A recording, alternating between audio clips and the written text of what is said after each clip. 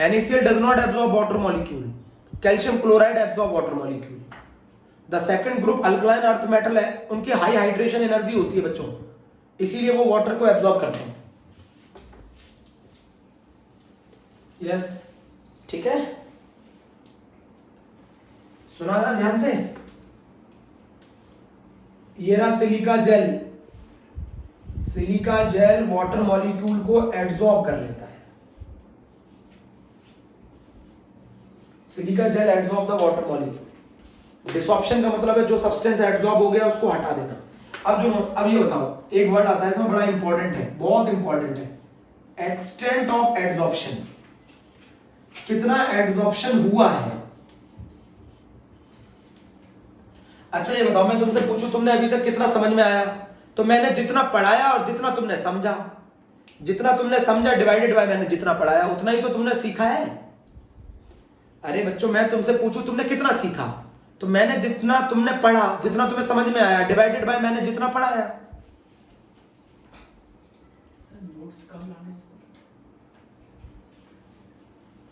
बच्चों extent of absorption का क्या मतलब होता है. एक्सटेंट ऑफ एब्जॉर्प्शन का मतलब कितना एब्जॉर्प्शन हुआ.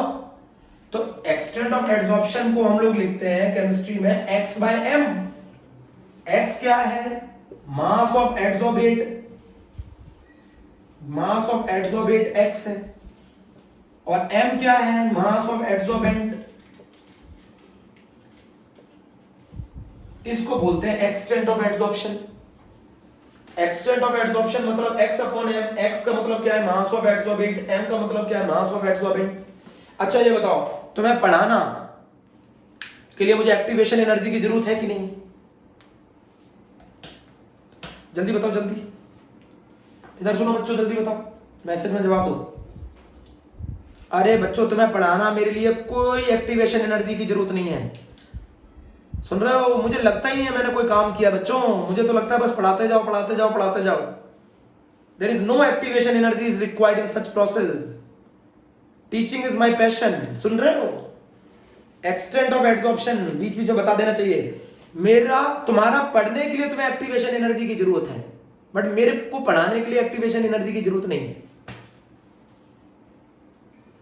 एक्सटेंट ऑफ एब्जॉर्प्शन का क्या मतलब है, कितना एब्जॉर्प्शन हुआ. तो mass of adsorbate divided by the mass of adsorbent. Adsorption किस पे होता है, एड्सॉर्बेंट पे. जो चीज एड्सॉर्ब होती है उसे एड्सॉर्बेट कहते हैं, और जिसके सरफेस पर एड्सॉर्ब होती है उसको एड्सॉर्बेंट कहते हैं. कितना एड्सॉर्प्शन हुआ है, बहुत आसान है. एक्सटेंट ऑफ एड्सॉर्प्शन क्या बोला जाता है, x अपॉन m बोला जाता है. कैसे निकालते हैं, मास ऑफ एड्सॉर्बेट को मास ऑफ एड्सॉर्बेंट से डिवाइड कर देते हैं. इसको बोलते हैं एक्सटेंट ऑफ एड्सॉर्प्शन. बोलो पक्का, जल्दी बता दो, जल्दी बता दो. 3 डिफरेंस लिख लोगे ना एड्सॉर्प्शन एब्जॉर्प्शन में. एड्सॉर्प्शन और एब्जॉर्प्शन में 3 डिफरेंस लिख लोगे ना. Surface phenomenon, bulk phenomenon, initially fast then slow, uniform rate, concentration surface पर ज्यादा. बोलो, इसमें the uniform distribution over the whole crystal.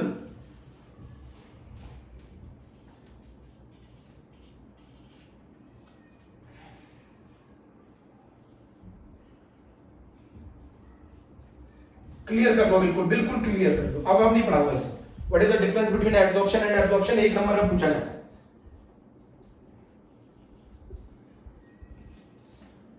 जल्दी से बता दो, आगे समझ में. एड्सॉर्ब्ड सब्सटेंस को हटा देना. एड्सॉर्ब्ड सब्सटेंस को हटा देना कहां से, एड्सॉर्ब्ड सब्सटेंस को सरफेस से हटा देना, उसको डिसॉर्प्शन बोलते हैं. उसको डिसॉर्प्शन बोलते हैं. जल्दी बता दो, एड्सॉर्ब्ड सब्सटेंस को हटा देना उसे डिसॉर्प्शन बोलते हैं. एड्सॉर्ब्ड सब्सटेंस को हटा देना डिसॉर्प्शन कहलाता है. जल्दी बता दो, आगे समझ में. सब लिखा है नोट्स में, सब लिखा है. नोट्स मत बनाओ, अपने समझो पहले. जो पार्टिकल एड्सॉर्प्शन होता क्यों है, क्वेश्चन यही पूछेगा पेपर में, एड्सॉर्प्शन होता क्यों है। एड्सॉर्प्शन इसलिए होता है क्योंकि बल्क में प्रेजेंट पार्टिकल का बिहेवियर सरफेस से प्रेजेंट पार्टिकल के बिहेवियर से अलग है। जो पार्टिकल सरफेस में प्रेजेंट है उसमें डाउनवर्ड अट्रैक्शन लग रहा है, उसमें फोर्सेस अनबैलेंस्ड है, उनकी एनर्जी ज्यादा है, वो अपनी एनर्जी को कम करना चाहते हैं, अपनी स्टेबिलिटी को बढ़ाना चाहते हैं। तो जो पार्टिकल नियर द सरफेस आएगा उनको वो अट्रैक्ट करेंगे, रिटेन कर लेंगे सरफेस पर, इसको एड्सॉर्प्शन बोलते हैं। बल्क में जो पार्टिकल प्रेजेंट है उसका बिहेवियर अलग है, उस पर नेट अट्रैक्शन जीरो है, उस पर टोटली फोर्सेस बैलेंस्ड है। समझ गए, इसीलिए एड्सॉर्प्शन होता है। एड्सॉर्प्शन के एग्जांपल भी समझ चुके हो। एक्सटेंट ऑफ एड्सॉर्प्शन को x/m कहते हैं। एड्सॉर्ब सब्सटेंस को सरफेस से हटा देना इसको डिसॉर्प्शन बोलते हैं। जो सब्सटेंस एड्सॉर्ब होता है उसको एड्सॉर्बेट बोलते हैं, जिसके ऊपर एड्सॉर्प्शन होता है वो एड्सॉर्बेंट बोला जाता है। सिलिका जेल वाटर मॉलिक्यूल को एड्सॉर्ब करता है, anhydrous calcium chloride water molecule को एब्सॉर्ब करता है। दोनों में डिफरेंस समझ लो। एड्सॉर्प्शन एक सरफेस फिनोमेनन है, एब्सॉर्प्शन एक बल्क फिनोमेनन है। एड्सॉर्प्शन शुरुआत में फास्ट होता है, देन स्लो हो जाता है, जैसे जैसे सरफेस कवर होगी वैसे वैसे वो स्लो हो जाएगा। एब्सॉर्प्शन यूनिफॉर्म रेट से होता है। एब्सॉर्प्शन में सरफेस पे कंसंट्रेशन ज्यादा होती है। एब्सॉर्प्शन में होल क्रिस्टल पे यूनिफॉर्म डिस्ट्रीब्यूशन होता है। डिसॉर्प्शन में फोर्स कैसे बैलेंस होती है?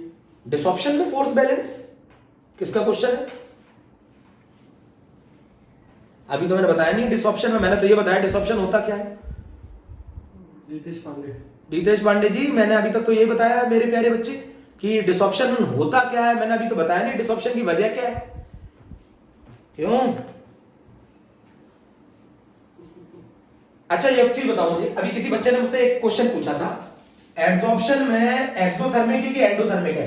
जब कोई मॉलिक्यूल इस सरफेस पे चिपकेगा तो बताओ, जब कोई चिपकेगा इस सरफेस पर तो इनके बीच में एक तरीके का अट्रैक्शन हुआ ना।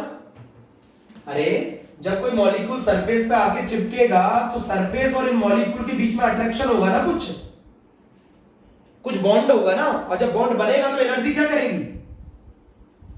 एनर्जी क्या करेगी? रिलीज करेगी, रिलीज। बिल्कुल, एड्सॉर्प्शन ऑलवेज एक्सोथर्मिक होता है। एड्सॉर्प्शन ऑलवेज एक्सोथर्मिक होता है।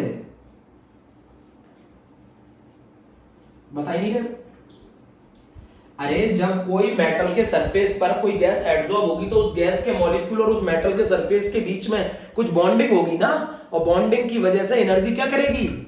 रिलीज करेगी। एनर्जी रिलीज करेगी तो प्रोसेस एक्सोथर्मिक होगा। एक और तरीके से समझाता हूं, जो सरफेस पर प्रेजेंट पार्टिकल है उनकी फोर्सेस अनबैलेंस्ड हैं। जो सरफेस पर प्रेजेंट पार्टिकल है उनकी फोर्सेस अनबैलेंस्ड हैं, उनकी एनर्जी हाई है, उनकी स्टेबिलिटी कम है, तो वो अपनी एनर्जी को क्या करना चाहेंगे? कम करना चाहेंगे। कम करने के लिए क्या करेंगे? अट्रैक्ट करेंगे पार्टिकल को। अट्रैक्ट करने से एनर्जी क्या होती है? रिलीज होती है। इसीलिए प्रोसेस एक्सोथर्मिक है। जरा समझ के बताओ मुझे। नहीं आया समझ में? मेरे बच्चों को नहीं आया? कॉमन सेंस है। There is a attraction between adsorbate and adsorbent. जब उनके बीच में अट्रैक्शन होगा तो एनर्जी ऑलवेज रिलीज होगी। एनर्जी रिलीज होगी तो प्रोसेस एक्सोथर्मिक होगा। अरे मेरे बच्चों बहुत अच्छा है, बहुत आसान है।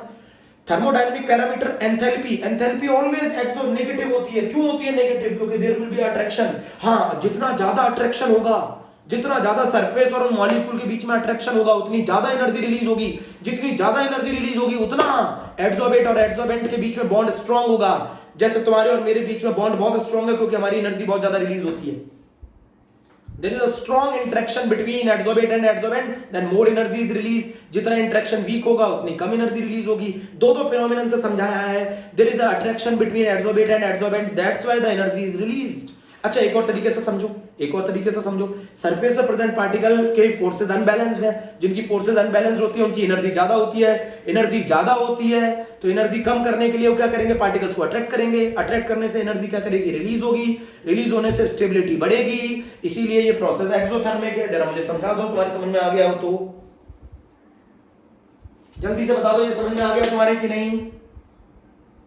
जिस बच्चे ने पूछा था उसको समझ में आ गया कि एड्सॉर्प्शन एक एक्सोथर्मिक फिनोमेनन होता है।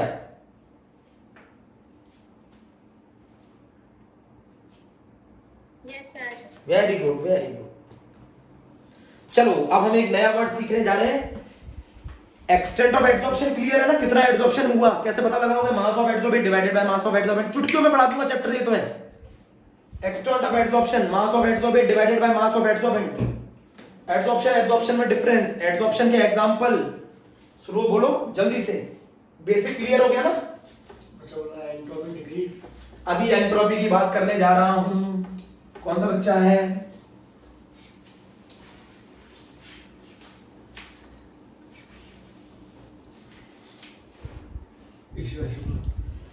हाँ सही है। एड्सॉर्प्शन और एड्सॉर्प्शन, एड्सॉर्प्शन एंड एब्जॉर्प्शन अगर साइमल्टेनियसली होगा, adsorption and absorption takes place simultaneously, जहां एड्सॉर्प्शन और एब्जॉर्प्शन साइमल्टेनियसली होगा उस फिनोमिनन को सॉर्प्शन बोलते हैं। सॉर्प्शन, मेरे सर तो एक और चीज बताते थे सॉर्प्शन का क्या मतलब है। जहां पर तुम एड्सॉर्प्शन और एब्जॉर्प्शन को डिस्टिंग्विश ना कर पाओ वहां एडी भी हटा दो, एबी भी हटा दो, सिर्फ सॉर्प्शन रह जाने दो। मेरे सर कहते थे जहां पार्टिकल बल्क में भी प्रेजेंट हो, बल्क में भी प्रेजेंट हो, बहुत आसान चैप्टर, जहां पार्टिकल बल्क में भी प्रेजेंट हो, सरफेस पर भी प्रेजेंट हो, उस केस में हम इसको एक नया वर्ड देते हैं सॉर्प्शन। उस केस में ना हम एडी हटा देते हैं, उस केस में हम एबी भी हटा देते हैं, उस केस में वर्ड आता है सॉर्प्शन। जल्दी बताओ जल्दी। Adsorption and absorption takes place simultaneously then it is called. अच्छा अब इसका एग्जांपल बोलोगे तुम लोग। ये ले लिया हमने एक इंक, इंक ले ली हमने ब्लू कलर की, ले लो चलो जल्दी से इंक ले लो, ले ली इंक। मजा आ रहा है सरफेस केमिस्ट्री पढ़ाते वक्त। और इस इंक के अंदर हमने डाल दी चौक। ये है बच्चों मेरी चौक। तो आप जब उस चौक को देखोगे बच्चों, जब आप उस चौक को निकालोगे, जब चौक को निकालोगे, चौक को निकालोगे तो बच्चों चौक के ऊपर तुमने देखा होगा ब्लू कलर होगा, ब्लू। चौक ने ब्लू कलर एब्जॉर्ब कर लिया, ये तो हो गया एब्जॉर्ब। और जो सॉल्वेंट है वो तो चला गया चौक के अंदर, चौक के अंदर सॉल्वेंट चला गया चौक के अंदर, लिक्विड सॉल्वेंट चला गया चौक के अंदर, और जो कलर होता है वो चौक के सरफेस पर। तो जब तुम चौक को तोड़ के देखोगे तो चौक अंदर से गीली होगी। बच्चों एक चौक ले लो, चौक को ब्लू कलर की इंक में डिप कर दो तो आप देखोगे चौक ब्लू भी होगी अंदर ऊपर, और अंदर तोड़ के देखोगे तो चौक गीली भी होगी। तो इसके अंदर सरफेस भी फिनोमिनन भी हो रहा है और बल्क फिनोमिनन भी हो रहा है। तो ऐसे प्रोसेस को सॉर्प्शन बोलते हैं, ऐसे प्रोसेस को सॉर्प्शन बोलते हैं। जल्दी से बता दो, जल्दी से बता दो। सॉर्प्शन नहीं समझ में आया? एक चौक ले लो, उसको इंक में डिप कर दो तो आप देखोगे जो ब्लू इंक है वो तो सरफेस पे रह जाएगी, और जो सॉल्वेंट है वो अंदर एंटर कर जाएगा, तो चौक अंदर से गीली भी हो जाएगी, और चौक के ऊपर जो है वो ब्लू कलर भी होगा। तो इसका मतलब है कि दोनों प्रोसेस हो रहे हैं, एब्जॉर्प्शन भी एब्जॉर्प्शन भी। तो जिस केस में आप एब्जॉर्प्शन और एब्जॉर्प्शन दोनों होते हैं साइमल्टेनियसली, उस फिनोमिनन को हम सॉर्प्शन बोलते हैं। या फिर आप ऐसे भी कह सकते हो when you do not distinguish between absorption and absorption then it is known as sorption. जब आप एब्जॉर्प्शन और एब्जॉर्प्शन को डिस्टिंग्विश ना कर पाए तो उस केस को भी सॉर्प्शन बोलते हैं, ऐसे भी बोला जाता है। कुछ क्लियर हुआ?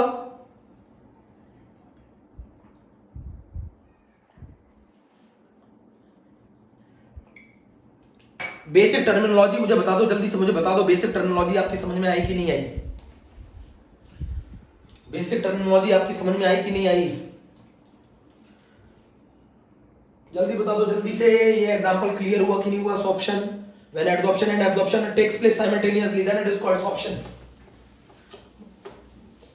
बच्चों बहुत आसान और बहुत शानदार चैप्टर है।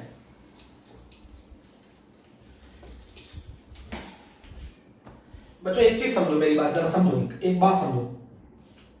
एक एनसीईआरटी में दे रखा है एक पॉजिटिव एड्सॉर्प्शन है,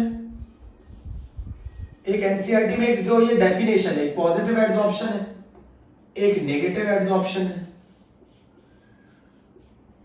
एक नेगेटिव एड्सॉर्प्शन है। बताओ पॉजिटिव एड्सॉर्प्शन का क्या मतलब है? जब सरफेस पर मॉलिक्यूल ज्यादा हो और बल्क में कम हो उसको बोलते हैं पॉजिटिव एड्सॉर्प्शन। जहां सरफेस पर कम हो और बल्क में ज्यादा हो उसे बोलते हैं नेगेटिव एड्सॉर्प्शन। सरफेस पर प्रेजेंट पार्टिकल्स का अमाउंट बल्क में प्रेजेंट पार्टिकल के अमाउंट से ज्यादा हो तो उसे पॉजिटिव एड्सॉर्प्शन। नेगेटिव एड्सॉर्प्शन का मतलब है जब सरफेस पे प्रेजेंट पार्टिकल का अमाउंट बल्क में प्रेजेंट पार्टिकल के अमाउंट से कम हो तो उसे नेगेटिव एड्सॉर्प्शन बोलते हैं। छोटे छोटे वर्ड है। What do you mean by the positive adsorption, what do you mean by the negative adsorption? Positive adsorption का मतलब है जब सरफेस पे प्रेजेंट पार्टिकल का अमाउंट बल्क में प्रेजेंट पार्टिकल के अमाउंट से ज्यादा हो, जब नेगेटिव एडसॉर्प्शन का मतलब है जब बल्क में प्रेजेंट पार्टिकल का अमाउंट सरफेस से प्रेजेंट पार्टिकल के अमाउंट से ज्यादा हो, उसको कहते हैं पॉजिटिव एडसॉर्प्शन। जहां पॉजिटिव एडसॉर्प्शन ज्यादा तो पॉजिटिव, एडसॉर्प्शन कम तो नेगेटिव। जल्दी बोलो, जल्दी बोलो, जल्दी।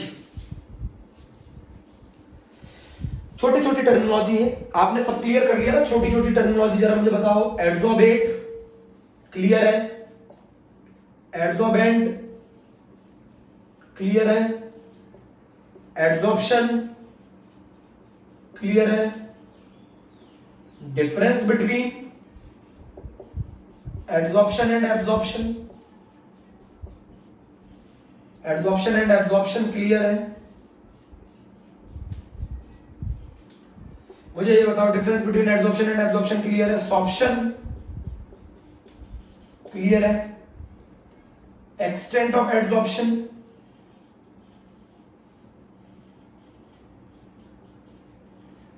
कॉज ऑफ एडसॉर्प्शन, डिसॉर्प्शन, इतना सब बताओ क्लियर है? एडसॉर्बेट क्या होता है, एडसॉर्बेंट क्या होता है, एडसॉर्प्शन क्या होता है, difference between adsorption and absorption, sorption, extent of adsorption, cause of adsorption, desorption. हाँ जल्दी से बता दो, इतना सब क्लियर हो गया तो। नोट्स चाहिए?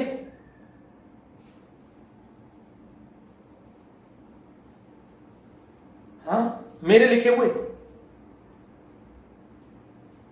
Yes sir. ठीक है, ठीक है। अच्छा अब हम लोग एक इंपॉर्टेंट हेडिंग डाल लो, थर्मोडायनेमिक पैरामीटर ड्यूरिंग एडसॉर्प्शन।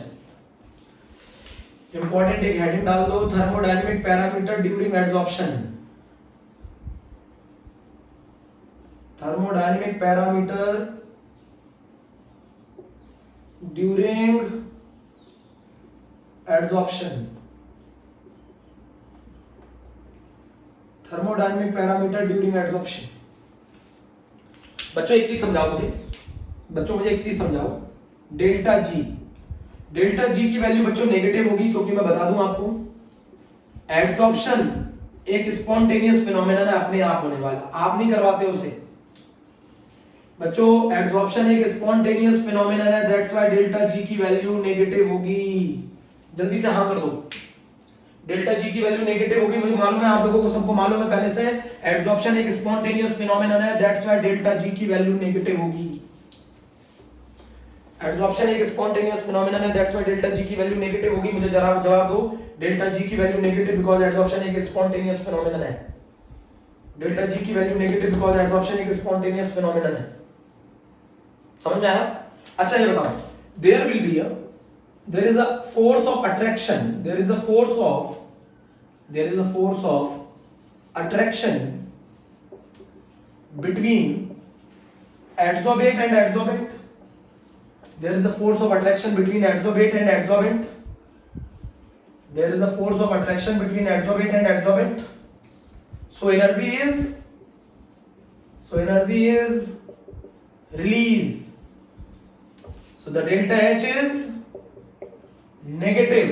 अब यहां एक पॉइंट नोट करने वाला है, जितनी ज्यादा एनर्जी रिलीज करेगी उतना ज्यादा डेल्टा एच की वैल्यू नेगेटिव होगी।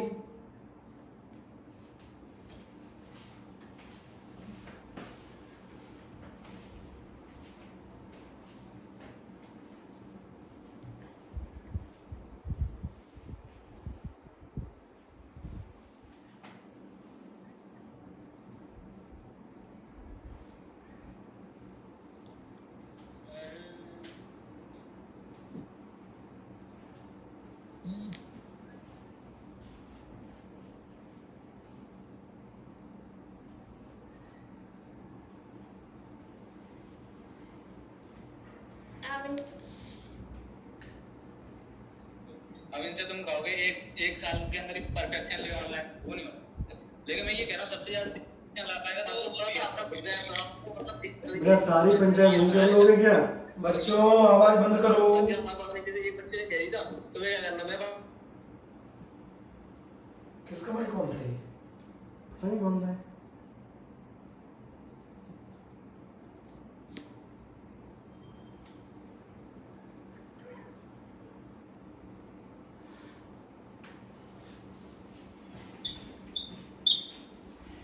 किस बच्चे का माइक ऑन था इतना?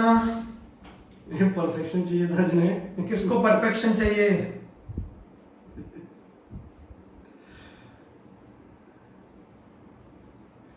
बताओ।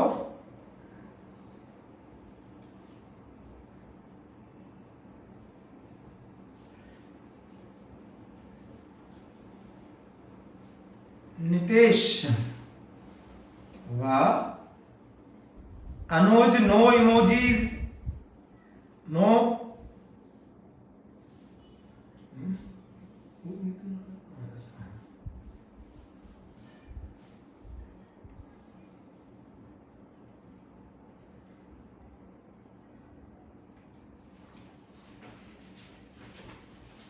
बच्चों समझ में आया?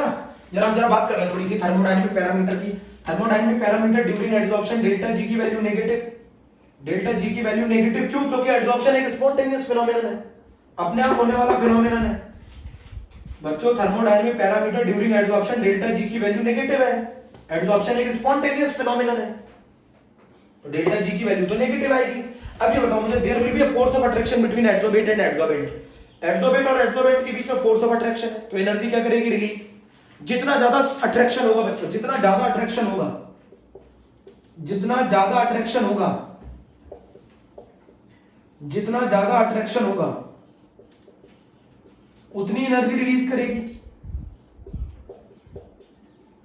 उतनी एनर्जी रिलीज करेगी। जितना ज्यादा अट्रैक्शन होगा उतनी एनर्जी रिलीज करेगी।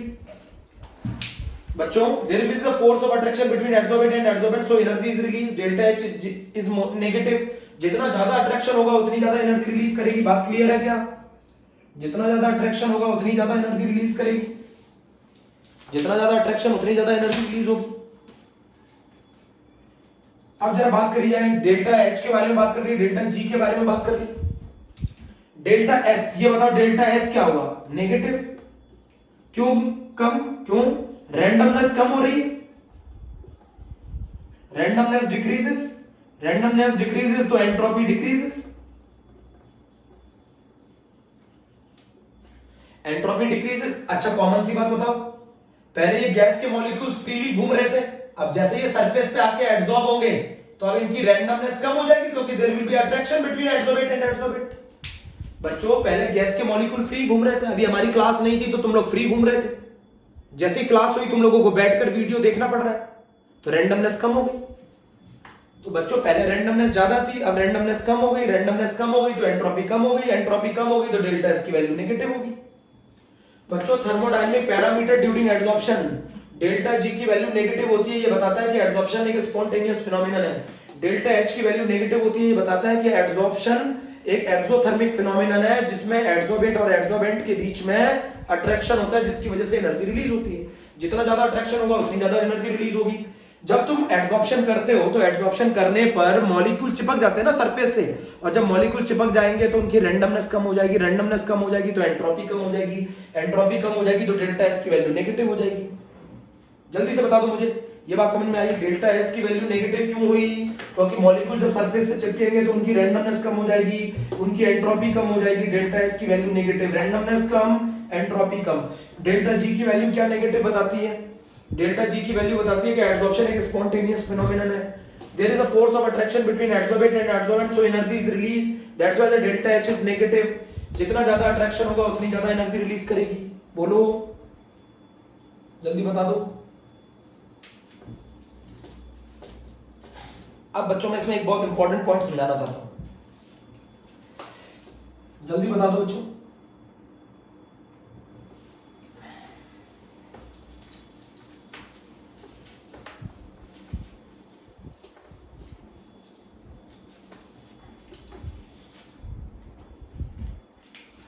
बच्चों डेल्टा जी बराबर क्या होता है? Gibbs Helmholtz equation, delta H minus T delta S.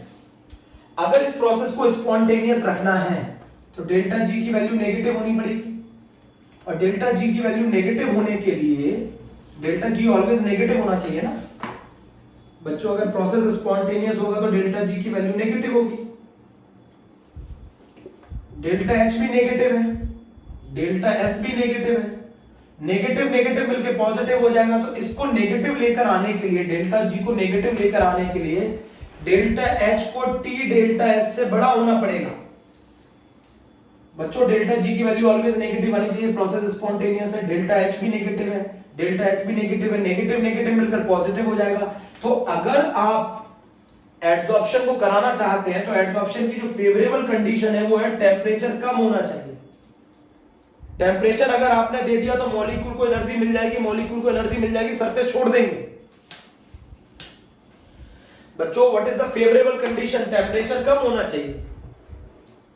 बच्चों डेल्टा जी की वैल्यू नेगेटिव है, डेल्टा एच की वैल्यू भी नेगेटिव है, डेल्टा एस की वैल्यू भी नेगेटिव है, नेगेटिव नेगेटिव पॉजिटिव आ जाएगा। अगर ये वाला टर्म बढ़ गया तो प्रोसेस नॉन स्पॉन्टेनियस हो जाएगा।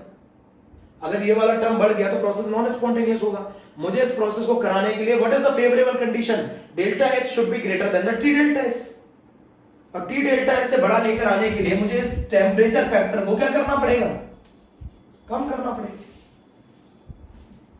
कम करना पड़ेगा। आपने वैसे ही पढ़ा है, आप हीट रिलीज कर रहे हैं, बताओ कोई भी सिस्टम है वो एनर्जी रिलीज कर रहा है, आप उसे टेम्परेचर बढ़ा के एनर्जी दोगे तो क्या उसकी फेवर की कंडीशन है? मान लो ये एक एक्सोथर्मिक फिनोमेनन है, ये एनर्जी रिलीज कर रहा है, तुमने इसको टेम्परेचर बढ़ा के एनर्जी दे दी, तो बताओ इसकी फेवरेबल की कंडीशन है कि डिसफेवर की कंडीशन है? बोलो नॉन फेवरेबल कंडीशन है कि फेवरेबल कंडीशन है? बच्चों ये एक एक्सोथर्मिक फिनोमेनन है, ये हीट रिलीज कर रहा है, ये अपने एनर्जी रिलीज कर रहा है। आप टेम्परेचर बढ़ा के इसको एनर्जी दे रहे हो, तो इसके फेवर की कंडीशन है कि अनफेवरेबल कंडीशन है? तो रिएक्शन बैकवर्ड शिफ्ट होगी, बैकवर्ड शिफ्ट होगी तो एक रिएक्शन में से जो गैसेस हैं वो सरफेस को छोड़ेंगे।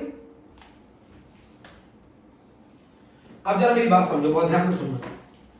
गैस जब सॉलिड पर एडसॉर्ब होती है तो एक समय के बाद इक्विलिब्रियम एस्टेब्लिश हो जाता है, और ये कैसा प्रोसेस है? एक्सोथर्मिक। बच्चों एक शुरुआत में ये बताओ, गैस सरफेस पर एडसॉर्ब हुई, एडसॉर्ब हो गई। अब जो भी मॉलिक्यूल आएगा एडसॉर्ब होने के लिए वो एडसॉर्ब नहीं हो पाएगा, जितने आएंगे उतने ये सरफेस छोड़ देंगे। अब इक्विलिब्रियम एस्टेब्लिश हो गया। अब पहले शुरुआत में सरफेस खाली था तो मॉलिक्यूल एडसॉर्ब हो गया, सरफेस भर गया तो जितने मॉलिक्यूल आएंगे उतने मॉलिक्यूल सरफेस छोड़ देंगे, मतलब अब इससे ज्यादा वो एडसॉर्प्शन नहीं हो सकता, तो इक्विलिब्रियम एस्टेब्लिश हो गया। अब इस इक्विलिब्रियम में अगर आपने टेम्परेचर बढ़ा दिया तो रिएक्शन कहां शिफ्ट हो जाएगी? Reaction shift backward. और अगर रिएक्शन बैकवर्ड शिफ्ट हो गई तो डिसऑप्शन होने लगेगा। बोलो, रिएक्शन अगर बैकवर्ड शिफ्ट हो गई तो डिसऑप्शन होने लगेगा। बच्चों एडसॉर्प्शन ऐसा तो नहीं है ना एक लगातार चलता ही रहे, एक समय के बाद इक्विलिब्रियम आ जाएगा। क्यों आ जाएगा? सरफेस कवर हो गया, अब इससे ज्यादा मॉलिक्यूल सरफेस पर एडसॉर्ब नहीं हो सकते। अब एडसॉर्प्शन सरफेस फिनोमेनन है, अब इक्विलिब्रियम आ गया, जितने मॉलिक्यूल एडसॉर्ब होंगे उतने मॉलिक्यूल सरफेस छोड़ेंगे, तो इक्विलिब्रियम एस्टेब्लिश हो गया। इक्विलिब्रियम एस्टेब्लिश हो जाने के बाद अगर आपने टेम्परेचर बढ़ा दिया तो ये मॉलिक्यूल को एनर्जी मिल जाएगी, मॉलिक्यूल को एनर्जी मिल जाएगी, सरफेस छोड़ देंगे, मतलब रिएक्शन बैकवर्ड शिफ्ट हो जाएगी, गैस और सॉलिड अलग होने लग जाएंगे। गैस और सॉलिड अलग होंगे तो डिसऑप्शन होने लग जाएगा। जल्दी बोलो।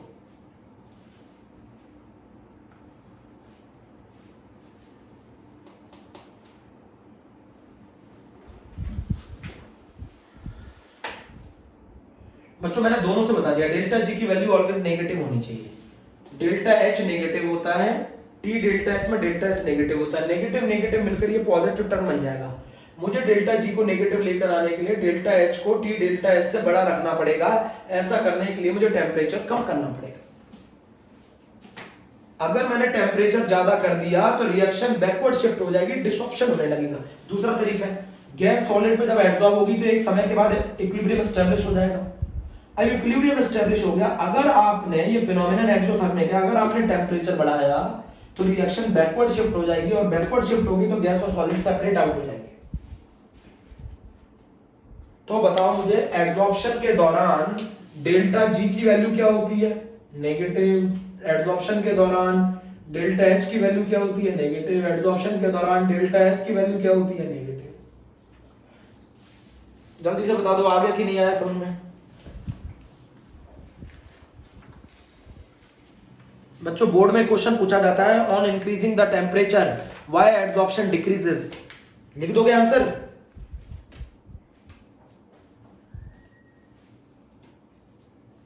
समझाऊं एक और तरीका समझाऊं? अभी भी नहीं आया समझ में? डिसॉर्प्शन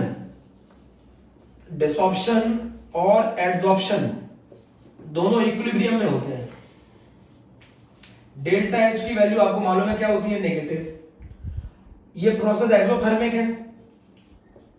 एक्सोथर्मिक, अपर एरो एक्सो, लोअर एरो एंडो। अगर आपने हाई टेम्परेचर दिया, हाई टेम्परेचर किसको फेवर करता है? एंडो को। लो टेम्परेचर किसको फेवर करता है? एक्सो को। अगर आपने टेम्परेचर बढ़ाया तो रिएक्शन कहां शिफ्ट हो जाएगी? बैकवर्ड हो जाएगी, तो डिसॉर्प्शन होने लगेगा, तो एडसॉर्प्शन कम हो जाएगा। तो टेम्परेचर बढ़ाने से रिएक्शन बैकवर्ड शिफ्ट हो जाती है, डिसॉर्प्शन होने लगता है। ये आज हम लोगों ने बेसिक पूरा पढ़ लिया है बच्चों, आज हम लोगों ने बेसिक पूरा पढ़ लिया है।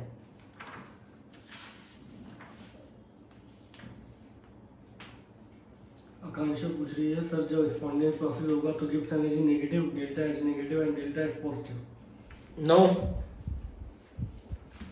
अरे ये तो अपने आप होने वाला प्रोसेस है। मैं बता रहा हूं उसकी फेवर की कंडीशन क्या है। अगर आपने एडसॉर्प्शन को फेवर करना है तो टेम्परेचर कम रखना होगा, क्योंकि अगर आपने टेम्परेचर ज्यादा कर दिया तो ये फैक्टर बढ़ जाएगा, और अगर ये फैक्टर बढ़ गया तो ये इससे बड़ा हो गया तो प्रोसेस नॉन स्पॉन्टेनियस हो जाएगा। जबकि एडसॉर्प्शन एक नॉन स्पॉन्टेनियस फिनोमिनन नहीं है, वो एक स्पॉन्टेनियस फिनोमिनन है। जल्दी बता दो, जल्दी।